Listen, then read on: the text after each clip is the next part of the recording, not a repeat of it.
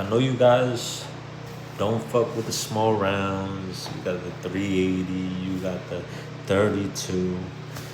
But if you guys could only choose one gun out of the two, would you?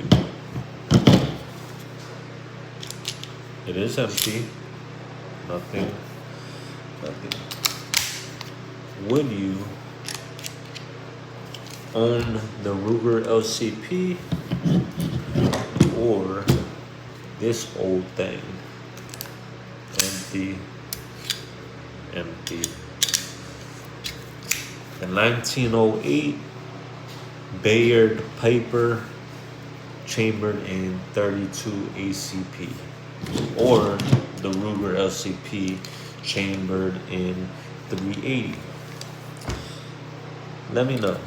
You guys like steel guns, metal guns more, or the polymer frame with the metal slide? Let me know what you guys think.